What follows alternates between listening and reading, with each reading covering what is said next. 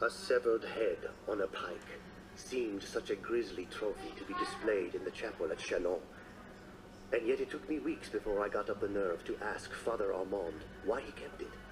The ancient priest stared out the window for a long time, recalling days gone by. I was there, he said finally, at the Battle of the Catalonian Fields, fighting alongside Aetius and Theodoric the Goth. I knew there had been a battle here, decades ago. Peasants still overturned skeletons and broken shields with their plows from time to time. Who was it, Father? I asked him. Who were you fighting? He turned back to regard me, paralyzing me in his old man stare. Attila the Hun, he said, and then he told me the story. The Huns rode out from the wilderness sometime in the 400s, eager to feast on a Roman Empire weak from internal corruption and the expansion of other barbarian tribes. It was the Huns who drove many of these other barbarians before them. They were terrifying warriors from the steppes of Asia, their bodies disfigured from ritual scarring, their legs deformed from a near lifetime in the saddle. Despite their fearsome aspect, the Huns might have been little more than raiders, had it not been for the leadership of Attila. He called himself the Scourge of God. Attila and his brother Bleda led the Huns not just to raid, but to devastate Scythia and Persia.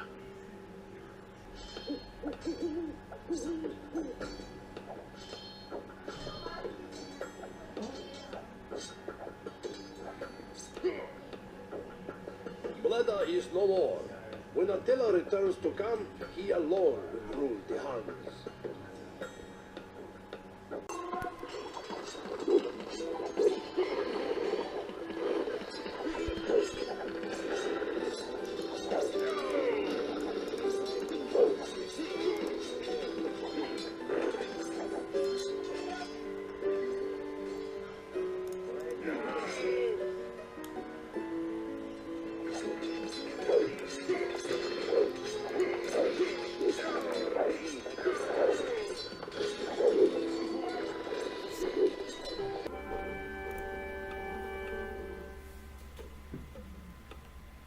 I asked Father Armand more about this legendary Attila the Hun, whom the stories always treat as more of a monster than a man.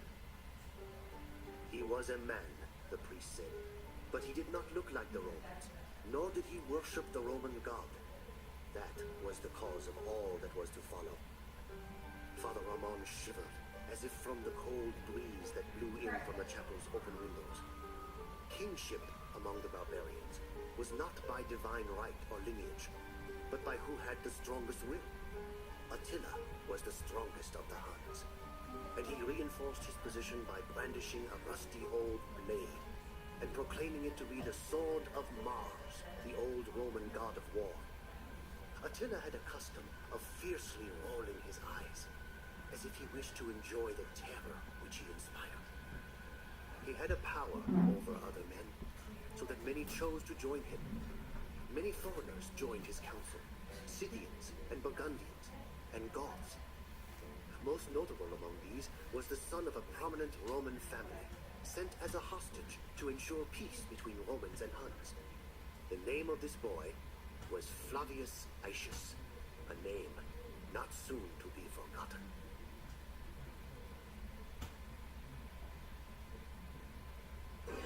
Stirred.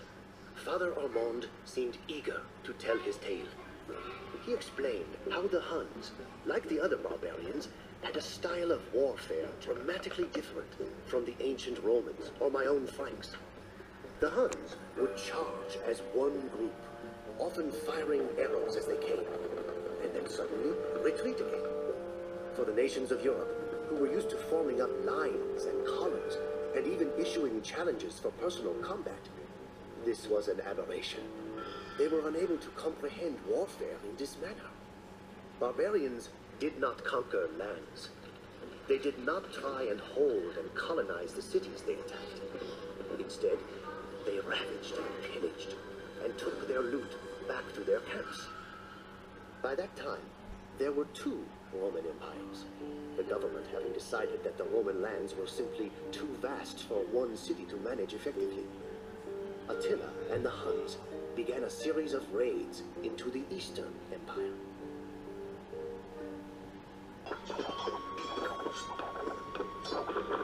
The Soviets had much food stockpiled in their town center. By this time, the Romans had considerable experience dealing with barbarians.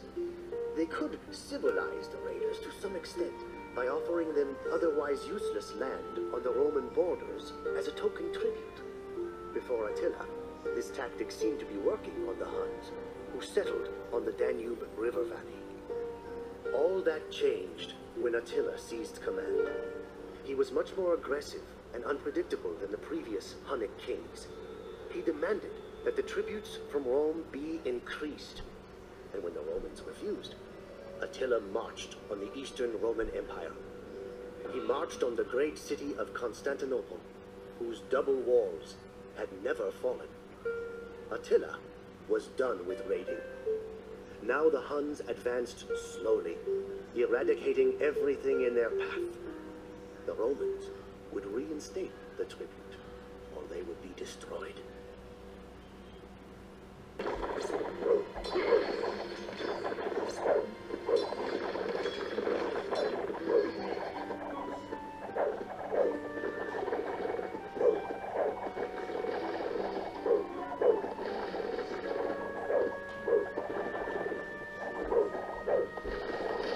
Who was this man, I asked, to threaten the Roman emperor? Titles such as emperor meant nothing to Huns. Attila was not an appointed ruler, only the strongest among the Huns. The amenities of his office meant nothing to him. While his chieftains and council ate off of silver plates, Attila's own plate and goblet were hewn from simple wood. His Scythian guards had jewels on their sword hilts, and their cloaks were clasped with gold. But Attila showed no such affectations. He was interested only in conquest. Some said that he was trying to build a legacy to rival that of Alexander the Great. All of the barbarians wanted to possess Rome, as if it would buy them instant legitimacy as a world-spanning empire. Unlike most of the other barbarians, however, Attila was actually going to get his chance.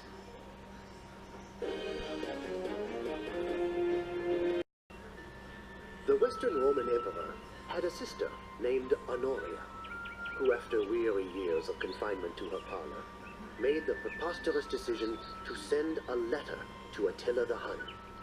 She asked him to marry her. One suspects Honoria did not know what she was getting into. Attila was plentifully supplied with wives, but he immediately saw the advantage that such a union could put him in. Suddenly, his plans changed.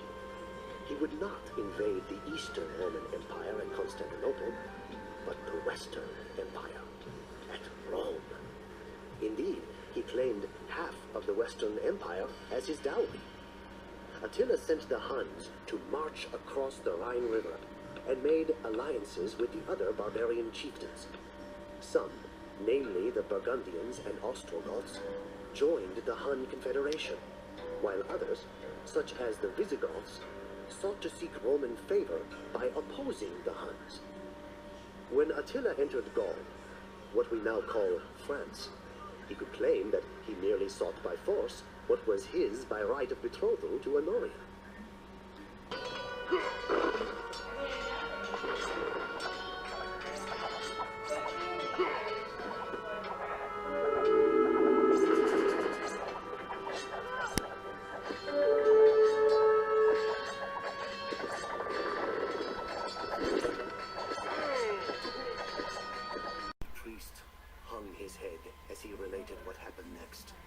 And I could tell the weight of the memories caused him great sorrow.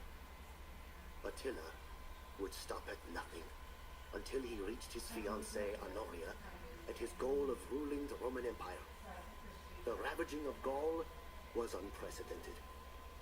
People were tortured, their bodies torn asunder by wild horses, or their bones crushed under the weight of rolling wagons. Their unburied limbs were abandoned on the public roads as prey to dogs. Heads on stakes stretched from Gaul clear back to the Danube River, from whence the Huns had come. They lay siege to Orleans, for Attila had learned much of siegecraft since he had faced the walls of Constantinople. But as the Huns set to their fell task, a great cloud of dust appeared on the horizon. Aetius and the Roman army had come. And now, said Father Ramond, is where I entered the story. The battle between Hun and Roman was fought at the end of June 451. The Romans were commanded by Aetius, a brilliant and celebrated general who had been held hostage by Attila when he was a boy. Aetius knew Attila and knew the Hunnic ways. Since he had returned to the Western Empire, Aetius had done more than any man to keep Rome alive throughout the period of barbarian invasions. His army was not large enough to face Attila alone, so Aetius convinced tribes of the Alans and Visigoths to ally with him. Even though these dubious allies had a common hatred of the Huns, it was still a remarkable achievement on Aetius' part to have drawn them into an effective military relationship. The Huns were eager for battle. Attila's shamans looked at the entrails of cattle and the color of sheep bones, and prophesied that the Huns would meet defeat on the Catalonian fields. However, they also foresaw that the commander of the opposing force would be killed.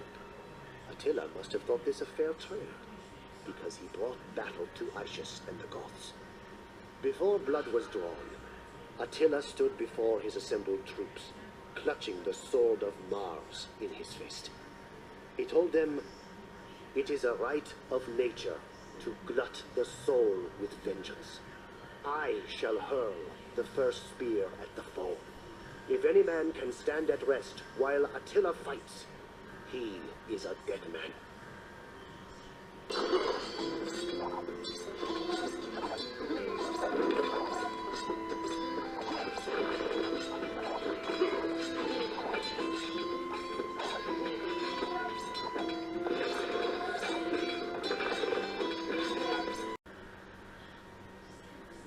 It was a catastrophic battle, one of the largest and greatest the world has ever seen. The stream was turned to a torrent by the rushing of blood. I pity those that were forced to slake their thirst from it. Cadavera vero innumera, the Romans said afterwards. Truly countless bodies. Perhaps 300,000 men were left dead on the Catalonian fields. It is said the ghosts of those killed continued to fight for several days. I passed within inches of the fell Hun king as he stalked the battlefield, trying to determine which of his chieftains and allies yet lived, when he found me, huddled beneath my shield.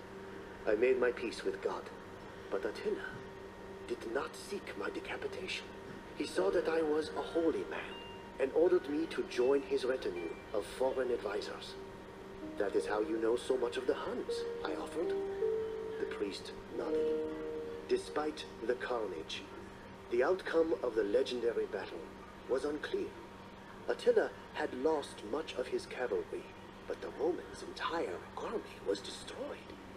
For a time, no one knew if the Hun king would continue to pursue the hand of Honoria. "But what of the prophecy?" I asked.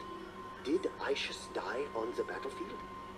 "Nay, it was Theodoric the Goth, not Aetius, who died and fulfilled the prophecy. Aetius knew that if he utterly destroyed the Huns, then the Visigoths would have no need for a Roman alliance, and Rome would face yet another barbarian threat.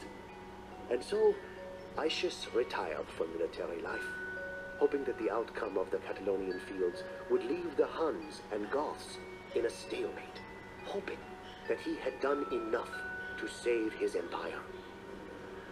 He had not. As far as Attila was concerned, Honoria was waiting with open arms in Rome. The very next year, partially recovered from his losses, Attila turned his attention to Italy.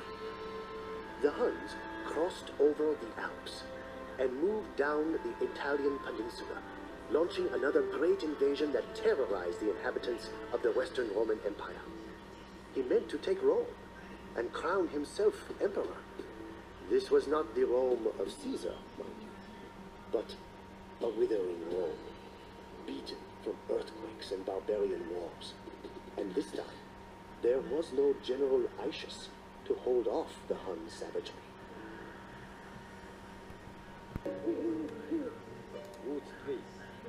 Attila, might I have a word with you in private, please?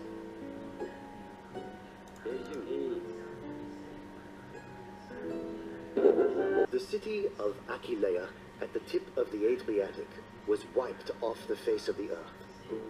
The fugitives from that pitiful city took refuge among the islands, marshes, and lagoons at the head of the Adriatic Sea, and there founded a state that afterward grew into the Republic of Venice. But what of the Pope? I asked.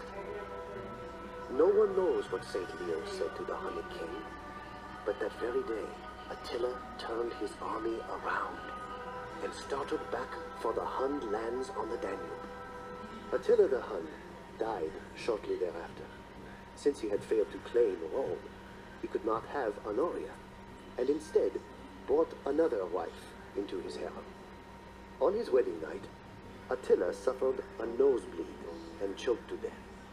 For a man who had boasted that, where my horse has trodden, no grass grows, it was a curiously anticlimactic death. The Hunnic warriors cut their hair and gashed their faces so that the king should be lamented, not by tears of maidens, but by the blood of warriors. Attila's bloody reign of conquest lasted only 8 long years. Father Armand was silent for a long time. He glanced over at the head on a stake. A Hunnic trophy, he said. I think the man was a Visigoth. He died at the Battle of the Catalonian Fields.